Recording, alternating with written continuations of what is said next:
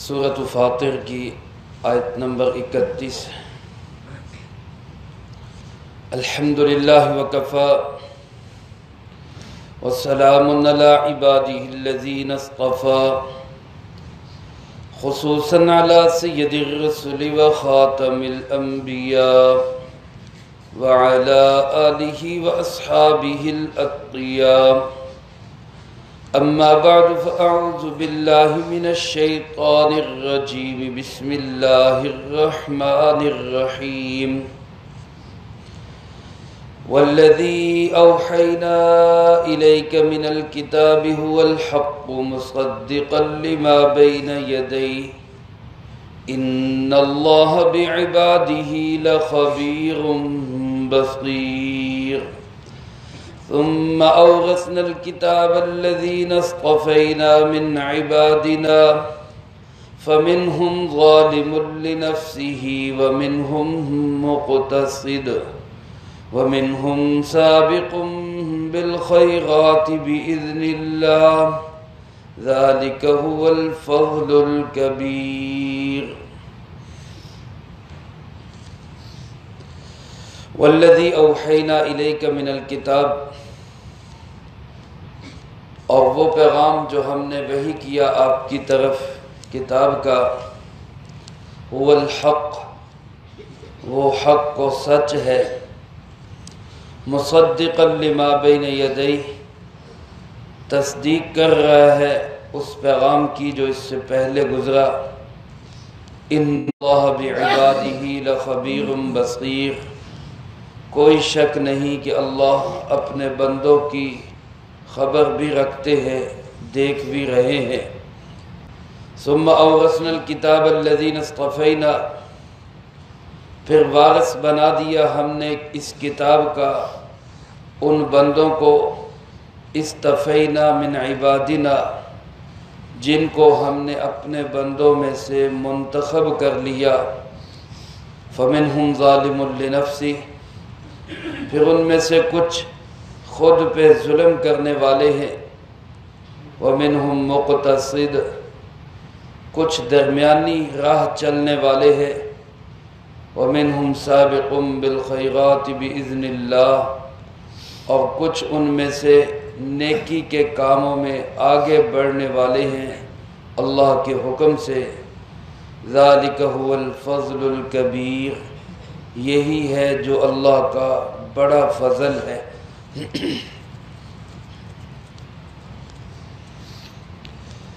ان آیات مبارکہ میں اللہ رب العالمین نے قرآن کریم کی اہمیت کے ساتھ ساتھ قرآن والوں کی عظمت اور اہمیت کو بھی بیان فرمایا ہے۔ میرے اور آپ کے لیے، ہر اس مسلمان کے لیے جس کا قرآن کریم سے کچھ بھی تعلق ہے، اس کے لیے بہت بڑی بشارت ہے، اور بڑے خوش نصیب ہیں وہ لوگ جن کا قرآن کریم سے بڑا ہی بھرپور تعلق ہے۔ اللہ ہم سب کو قرآن کریم کے ساتھ بہت زیادہ گہرا تعلق نصیب فرمائے۔ اللہ پاک ارشاد فرماتے ہیں، والذی اوحینا الیک من الکتاب، وہ پیغام جو ہم نے وحی کیا آپ کی طرف اپنی کتاب قرآن کریم میں سے، قرآن کریم کا وہ پیغام جو ہم نے آپ کی طرف بھیجا، اس میں بہت بڑا اشارہ ہے کہ پیارے آقا جناب محمد کریم خاتم النبیین صلی اللہ علیہ وسلم اللہ کے سچے پیغمبر ہیں۔ کفار مکہ یہ اعتراض کیا کرتے تھے کہ یہ کلام خود بنا کے لے آتا ہے، اس نے خود گھڑا ہے، خود تراشا ہے۔ گویا اللہ پاک نے اس کی وضاحت فرما دی کہ یہ بات تمہاری غلط ہے، یہ پیغام، کتاب کا پیغام، قرآن کریم کا پیغام وہ پیغام ہے اوحینا، جو ہم نے وحی کیا ہے، ہم نے وحی بھیجی ہے۔ یہ جو ہمارے سامنے قرآن کریم رکھا ہوا ہے، یہ قرآن کریم کس کی کتاب ہے؟ اللہ کی کتاب ہے۔ یہ قرآن کریم کس کا کلام ہے؟ اللہ رب العالمین کا کلام ہے۔ اللہ پاک فرماتے ہیں کہ یہ کلام، یہ کتاب هو الحق، یہ کیا ہے؟ یہ حق اور سچ ہے، یہ ایک حقیقت ہے، یہ کوئی محض قصہ کہانی نہیں ہے، یہ کوئی سٹوری بک نہیں ہے کہ جناب سنی اور اس کے بعد سننے کے بعد کہا جی بڑا مزیدار تھا، اور سننے والوں نے کہا جی ہمارے ذمے صرف سننا تھا، پہنچانے والوں نے کہا جی ہمارے ذمے صرف پہنچانا تھا، بلکہ فرمایا یہ حق ہے، حقیقت ہے، سچائی ہے، یہ ضابطۂ حیات ہے۔ اور فرمایا اس کی سب سے بڑی سچائی یہ ہے کہ مصدقا لما بین یدیہ، یہ اپنے سے پہلے جتنے پیغام گزرے، وہ زبور کی شکل میں ہو، وہ تورات کی شکل میں ہو، وہ انجیل کی شکل میں ہو، وہ دیگر صحائف کی شکل میں ہو، یہ قرآن کریم ان سب کی تصدیق کرتا ہے۔ ان میں سے کسی کو قرآن کریم یہ نہیں کہتا کہ یہ غلط تھی، سب کو یہی کہتا ہے وہ ٹھیک تھی، وہ اپنی جگہ پر۔ لیکن میرے محترم دوستو، جس تورات کی قرآن تصدیق کرتا ہے وہ تورات ہے جو اللہ کی طرف سے نازل کی گئی، جس انجیل کی قرآن تصدیق کرتا ہے وہ انجیل ہے جو اللہ کی طرف سے اتاری گئی۔ موجودہ زمانے میں جو تورات یا انجیل بائبل کی شکل میں ہے، یہ وہ تورات اور انجیل نہیں ہے جو اللہ کی طرف سے اتاری گئی۔ یہ قرآن کریم نے ہمیں بتلایا کہ یہ بدل دی گئی ہے، اس میں تحریف کر دی گئی ہے، اس کی تو اصلی زبان بھی موجود نہیں ہے۔ تورات جس اصلی زبان میں نازل ہوئی وہ زبان ہی ختم ہو چکی، انجیل جس عربی زبان میں، جس زبان کے اندر نازل ہوئی، انجیل کی وہ زبان ہی دنیا سے مٹ چکی ہے۔ اللہ کی شان اور اللہ کی شان حفاظت پہ ہم قربان جائے۔ اللہ رب العالمین نے قرآن کریم کی حفاظت کی ذمہ داری خود لی، اور ایسی حفاظت کی کہ آج قرآن بھی محفوظ ہے، قرآن کی زبان بھی محفوظ ہے۔ پوری دنیا کے اندر عربی زبان آج بھی دنیا میں موجود ہے۔ آپ کسی عیسائی کو چیلنج کر سکتے ہیں، کسی یہودی کو چیلنج کر سکتے ہیں، حقیقت دکھانے کے لیے، راہ راست پہ لانے کے لیے کہ بھئی اردو کی تورات نہ دکھاؤ، اردو کی انجیل نہ دکھاؤ، انگلش یا کسی اور زبان کی تورات انجیل نہ دکھاؤ، جس زبان میں تورات اور انجیل سریانی اور عبرانی زبان میں نازل ہوئی ہیں ان زبانوں میں دکھاؤ۔ کوئی عیسائی، کوئی یہودی آپ کا چیلنج پورا نہیں کر سکے۔ اور آپ اس سے کہیں ہم آپ کو قرآن کریم دکھاتے ہیں اسی زبان میں، اسی لب و لہجے میں، اسی لینگویج میں جس میں حضرت جبرائیل علیہ السلام لے کر آئے، جناب محمد کریم صلی اللہ علیہ وسلم کے مبارک سینے پہ آیا، وہ یہی قرآن کریم جو ہمارے سامنے موجود ہے۔ اللہ پاک نے اس کی حفاظت کے لیے ان خوش نصیب انسانوں کو، ان چھوٹے چھوٹے بچوں کو اللہ نے منتخب کر لی۔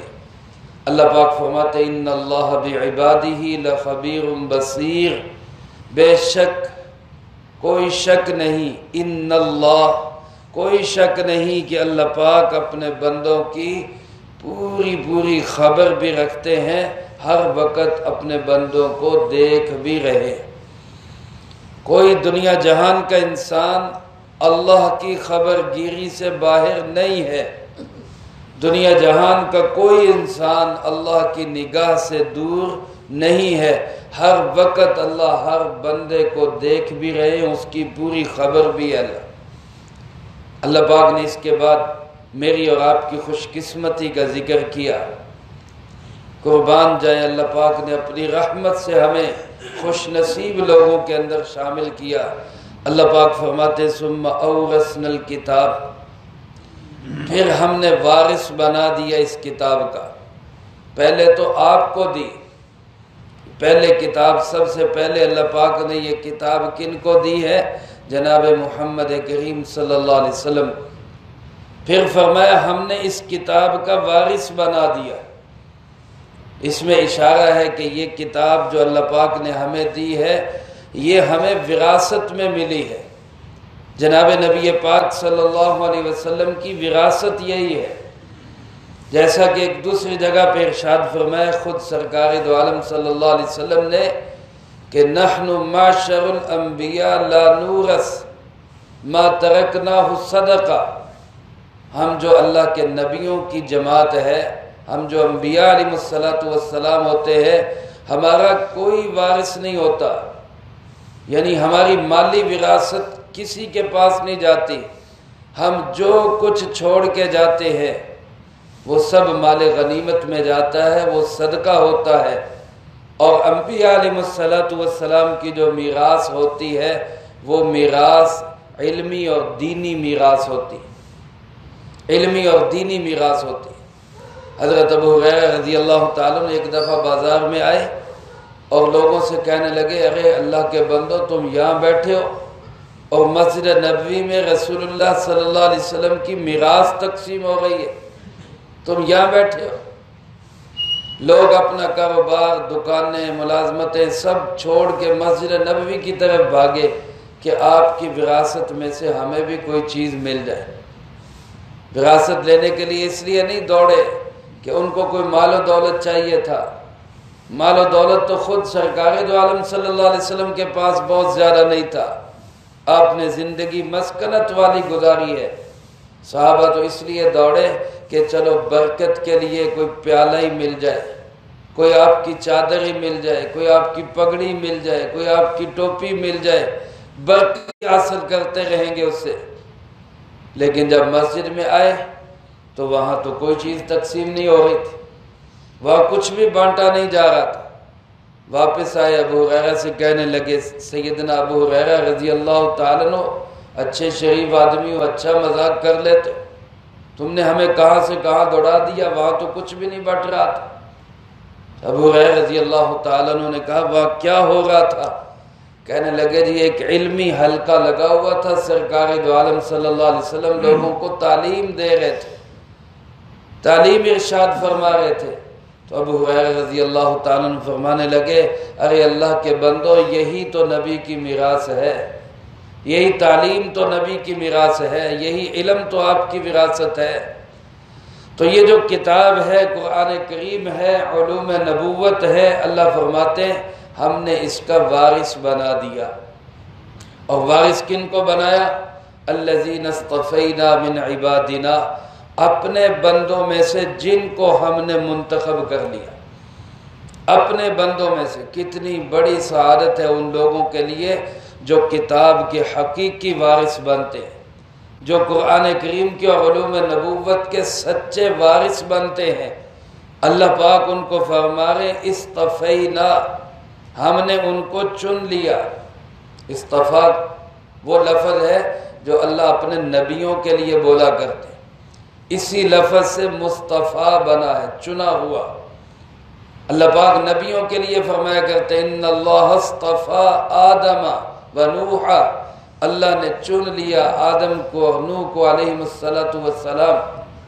یہی لفظ اللہ پاک نے ان لوگوں کے لیے ارشاد فرمایا جن کو اللہ پاک نے اس امت میں سے کتاب کی اور علوم نبوت کی وراثت کے لیے چن لیا۔ اور پھر اللہ پاک نے ان کے لیے لفظ کیا فرمایا؟ من عبادنا، ہمارے بندے، اپنے بندوں میں سے میں نے ان کو کتاب کی وراثت کے لیے چن لیا۔ اس سے مراد کون ہے؟ بعض مفسرین کرام فرماتے ہیں اس سے مراد علماء ہے، کیونکہ رسول اللہ صلی اللہ علیہ وسلم نے ارشاد فرمایا العلماء ورثۃ الانبیاء، انبیاء کے اصل وارث تو کون ہیں؟ وہ علماء ہی ہیں، علماء انبیاء کے وارث۔ تو یہ علماء ہیں جو اللہ کے خاص بندے ہیں۔ بعض لوگ کہہ رہے تھے نہیں مولوی کنے تھے بندے کنے، وہ صحیح کہتے ہیں۔ ایک دفعہ ایسے کسی جگہ پہ کہا، میں نے کہا یہ مولوی اتنے بندے اتنے، کہتے مولوی بندے نہیں ہوندے، میں کہا نہیں بندے نہیں ہوندے، خاص بندے ہوندے۔ مولوی عام بندہ نہیں ہوندا، مولوی کیا ہوتا ہے؟ خاص بندہ ہوتا ہے، کیونکہ اللہ ان کو فرما رہے ہیں اصطفینا من عبادنا، ہم نے ان کو اپنے بندوں میں سے منتخب کر لیا ہے، چن لیا ہے، چھانٹ لیا ہے، ان کو اللہ پاک نے منتخب کر کے پھر ان کو کتاب کا وارث بنا دیا۔ یہ علماء ہیں جو اصل میں حقیقی وارثان نبوت ہے۔ پھر اللہ پاک نے اس کے 3 طبقے ارشاد فرمائے۔ اب یہ چنے تو گئے، سارے کے سارے چنے گئے، منتخب ہو گئے، اللہ نے ان کو کتاب کا وارث بنا دیا، لیکن پھر ان کے اندر 3 طبقے ہیں۔ ایک طبقہ وہ ہے فَمِنْهُمْ ظَالِمٌ لِنَفْسِهِ، ایک طبقہ علماء کا وہ ہے جو خود پہ ظلم کرتا ہے۔ حضرت علامہ ابن کثیر رحمۃ اللہ علیہ نے لکھا ہے یہ وہ طبقہ ہے جو کبھی کبھی محرمات حرام کام بھی کر لیتا ہے اور کبھی فرائض کو بھی ادا کر لیتا ہے، یہ وہ طبقہ ہے۔ دوسرا طبقہ فرمایا وَمِنْهُمْ مُقْتَصِدٌ، کچھ وہ لوگ ہیں، وہ علماء ہیں جو درمیانی راہ چلتے ہیں، یعنی حضرت علامہ ابن کثیر رحمۃ اللہ علیہ فرماتے ہیں یہ وہ ہیں جو حرام سے تو بچتے ہیں لیکن کبھی کبھی مکروہ اور ناپسندیدہ کام ان سے ہو جاتے ہیں، یہ وہ درمیانی طبقہ ہے۔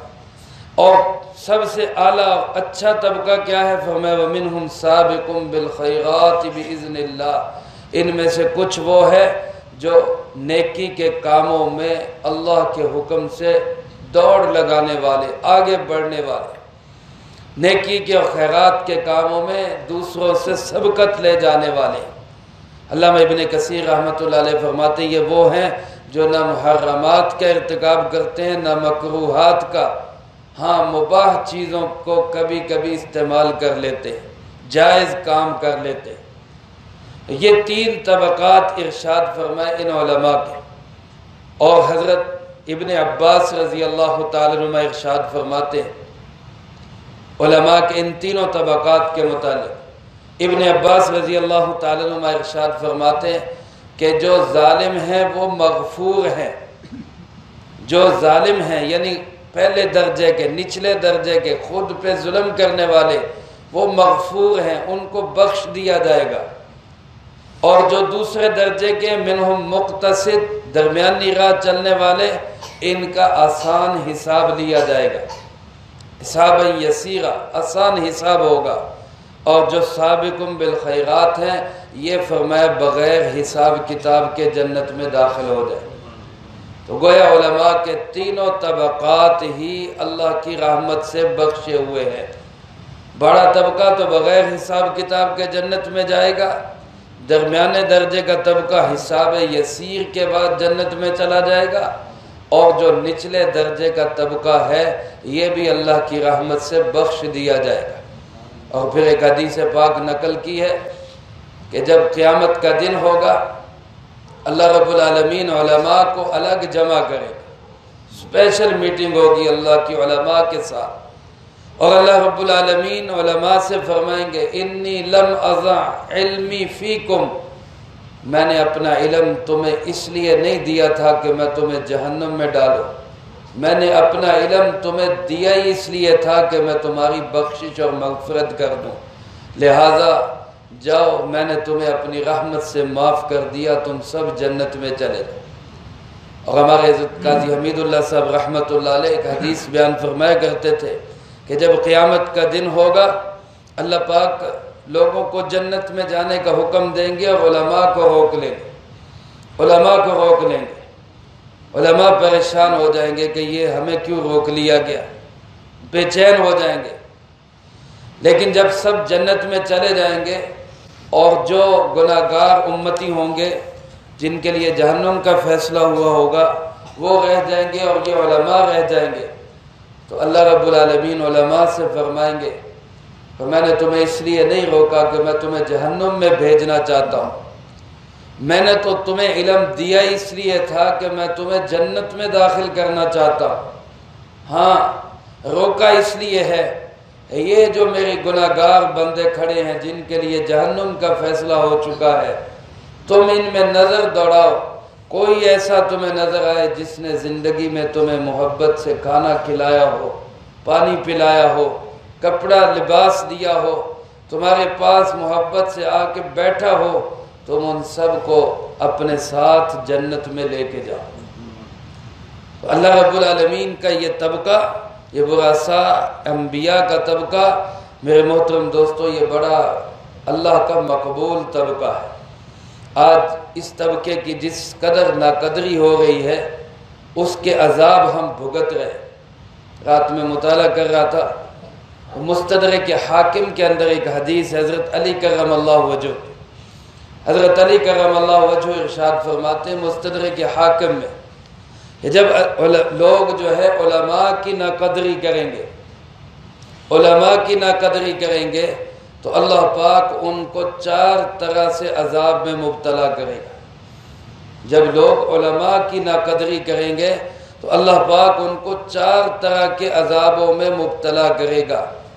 پہلا عذاب فرمایا ان پر یہ ہوگا کہ ظالم بادشاہ مسلط ہوں گے، ظالم بادشاہ ان پر مسلط کر دیے جائیں گے، جو کسی کی عزت کا، کسی کے وقار کا، کسی کی بھوک پیاس کا کوئی خیال نہیں کریں گے۔ یہ پہلا عذاب ہوگا ان پر۔ دوسرا عذاب فرمایا یہ ہوگا کہ قحط سالی ہوگی۔ قحط سالی کا مطلب چیزوں کی کمی یا چیزوں کا مہنگا ہو جانا۔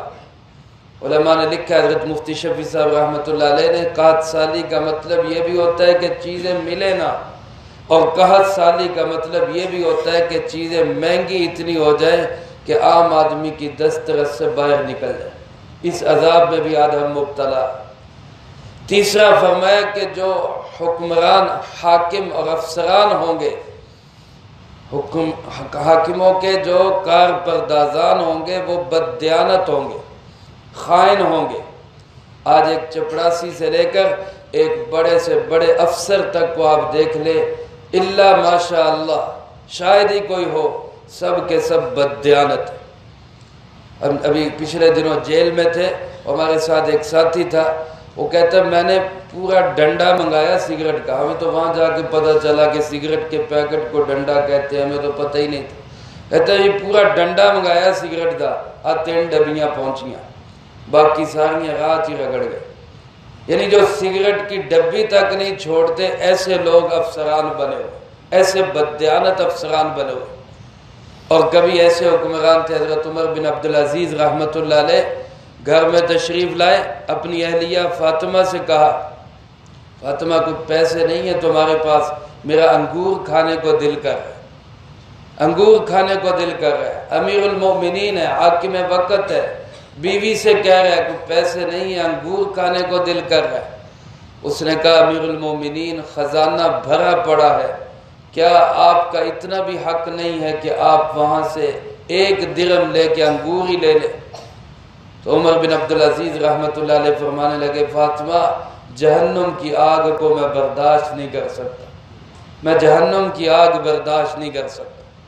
اور آج میرے دوستو علماء کی ناقدری کی وجہ سے ہم پر کیسے افسران مسلط ہیں یہ ہم سب جانتے ہیں۔ اور چوتھا عذاب فرمایا ان لوگوں کو یہ ہوگا کہ دشمن ان پر پے در پے حملے کریں گے، جو اسلام کے دشمن ہوں گے وہ مسلسل حملے کریں گے۔ اب آپ دیکھیں کبھی رسول اللہ صلی اللہ علیہ وسلم کے خاکے چھاپے جاتے، کبھی کارٹون چھاپے جاتے، کبھی قرآن کی توہین کی جاتی، کبھی اصحاب پیغمبر کی توہین کی جاتی، کبھی اہل اللہ کی توہین کی جاتی، اور کبھی علاقوں پہ حملے کیے جاتے ہیں، کشمیر، فلسطین، عراق میں مختلف جگہوں پہ۔ یہ جو جانی، مالی، ایمانی حملے ہو رہے ہیں یہ اسی کا نتیجہ ہے کہ ہم نے علماء کی ناقدری کی۔ اللہ ہمیں اپنے علماء کی قدر کرنے کی توفیق نصیب فرمائے۔ تو ایک تفسیر کے مطابق میں نے یہ عرض کر دیا، دوسری تفسیر کے مطابق ہم سب جو امت مسلمہ ہے، علماء ہو یا غیر علماء ہو، وہ سب اس میں شامل ہیں۔ ہمارے لیے بہت بڑی خوش قسمتی ہے، ہم جاہلوں کے لیے بہت بڑی بشارت ہے، اللہ نے ہمیں بھی ان ورثاء میں شامل کیا۔ بعض مفسرین فرماتے ہیں کہ ثم اورثنا الکتاب الذین اصطفینا من عبادنا، اس سے مراد صرف علماء نہیں بلکہ امت محمد صلی اللہ علیہ وسلم کا ہر فرد مراد ہے، جو مرضی قرآن کریم کو تھام لے، قرآن کریم کی محنت میں لگ جائے، قرآن کریم کی اشاعت میں لگ جائے، اب وہ عالم ہو یا غیر عالم ہو۔ عالم اگر قرآن پڑھا رہا ہے تو عام آدمی اس کی خدمت کرنے میں لگ جائے، اس سے محبت کرنے میں لگ جائے، یہ بھی قرآن کا وارث بن گیا۔ جیسا کہ حدیث پاک میں آپ صلی اللہ علیہ وسلم نے ارشاد فرمایا، کن عالما او متعلما او محبا او مستمعا لہ ولا تکن خامسا فتہلک، او کما قال علیہ الصلوۃ والسلام۔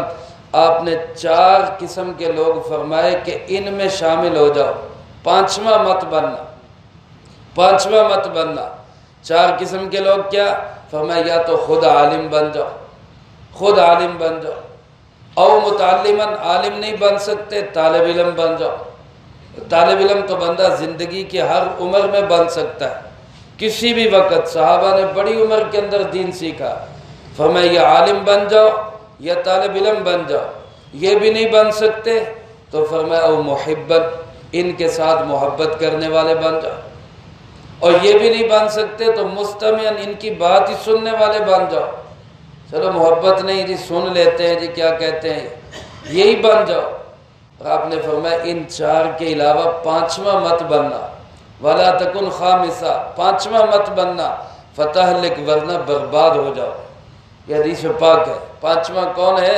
جو علماء سے نفرت کرنے والا۔ تو اگر ہم محبت کرنے والوں میں شامل ہو جائیں تو ہم بھی کتاب کے وارث بن سکتے ہیں، ہم بھی ان میں شامل ہو سکتے ہیں۔ اور پھر یہ 3 طبقات اس امت کے بن جائیں گے کہ کچھ وہ ہوں گے جو کتاب کے وارث ہو کر پھر کبھی گناہ بھی کر جاتے ہیں، جیسے ہم جیسے لوگ ہیں، گناہ گار بھی ہیں۔ حضرت اماں جان سیدہ عائشہ صدیقہ رضی اللہ تعالیٰ اسی آیت کی تفسیر میں فرماتے ہیں کہ یہ ساری امت کے لیے، پوری امت کے لیے۔ پھر فرمایا سابق بالخیرات تو وہ ہیں جو حضور کے زمانے میں گزر گئے، جن کو آپ نے فرمایا یہ جنتی ہیں، اور مقتصد وہ ہیں جو ان کے راستے پہ چلتے ہوئے انہی جیسے کام کرتے چلے گئے، اور ظالم لنفسی، حضرت اماں جان فرماتی ہیں یہ میرے اور تمہارے جیسے لوگ ہیں۔ عاجزی دیکھیں اماں جان سیدہ عائشہ صدیقہ رضی اللہ تعالیٰ عنہ کی، حالانکہ پکی بات ہے کہ وہ پہلے طبقے میں ہیں، سابق بالخیرات کے اندر ہیں، لیکن اپنی عاجزی اور انکساری کا اظہار کرتے ہوئے فرما رہی کہ ہم تو تیسرے طبقے میں ہیں، ظالم لنفسی ہیں، لیکن اللہ اپنی رحمت سے ہمیں بھی معاف کر دے۔ تو اس امت کے پھر 3 طبقات ہیں۔ کچھ میرے آپ جیسے گناہگار لوگ ہیں جو آج محرمات میں بھی مبتلا ہیں، جن سے آج مکروہات بھی ہو جاتی ہیں، ناپسندیدہ کام بھی ہو جاتے ہیں، اللہ کی طرف بھی آ جاتے ہیں، فرائض بھی ادا کر لیتے ہیں، نماز بھی پڑھ لیتے ہیں۔ ان کی کیا کر دی جائے گی؟ بخشش کر دی جائے گی، بالآخر ان کو معاف کر ہی دیا جائے گا۔ اور دوسرا طبقہ جو محرمات سے بچتا ہے لیکن کبھی کبھی غیر ارادی طور پر کوئی گناہ ہو جاتا ہے، یہ درمیانی راہ چلنے والا ہے، اس کا آسان حساب ہوگا، یہ بھی بالآخر جنت میں چلا جائے۔ اور تیسرا طبقہ جو سابق بالخیرات، جو ناپسندیدہ کاموں سے بھی بچتے ہیں، حرام سے بھی بچتے ہیں، اور فرائض واجبات سب کو ادا کرتے ہیں، یہ خیر کے کاموں میں آگے بڑھنے والے ہیں۔ اللہ فرماتے یہ امت کا وہ طبقہ ہے، ذالک هو الفضل الکبیر، جس پہ اللہ کا بہت بڑا فضل ہے، جس پہ اللہ کی بہت بڑی کرم نوازی۔ یہ 3 طبقات ذکر کر کے آگے اللہ پاک نے تینوں طبقات کے لیے جو بشارت ہے، امت مسلمہ کے تینوں طبقات کے لیے جو بشارت ہے اس کا ذکر کیا۔ لیکن میرے محترم دوستو، اتنی بات یاد رکھنی چاہیے کہ گناہوں کو، گناہوں کے ڈھیر کو، گناہوں کے صحرا اور سمندر کو اللہ معاف کر دے گا، لیکن اللہ کی طرف رجوع اور دھیان تو ہو، ڈر اور خوف تو ہو، بندہ بے خوف نہ ہو، بے حیا اور بے شرم نہ ہو جائے، وہ جی کچھ نہیں ہوندا جی دیکھی جائے گی، یہ جو لفظ ہے نا جی دیکھی جائے گی، یہ بڑی بے شرمی اور ڈٹائی کی بات ہے۔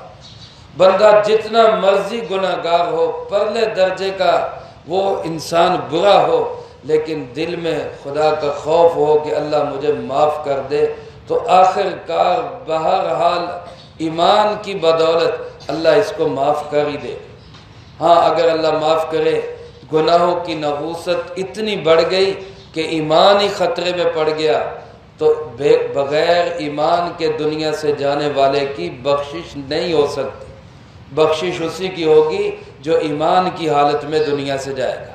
اللہ پاک مجھے آپ کو ان آیات کی صحیح سمجھ نصیب فرمائے، علماء کی قدر نصیب فرمائے، اپنے امت مسلمہ میں ہونے پہ اللہ ہمیں فخر نصیب فرمائے، اسلام والی زندگی اور ایمان پہ اللہ پاک ہمیں خاتمہ نصیب فرمائے۔ اللہ پاک ہم سب کو کہے سنے پہ عمل کر کے دوسروں تک پہنچانے کی توفیق عطا فرمائے۔ اللہم انت السلام ومنک السلام تبارک ربنا وتعالی۔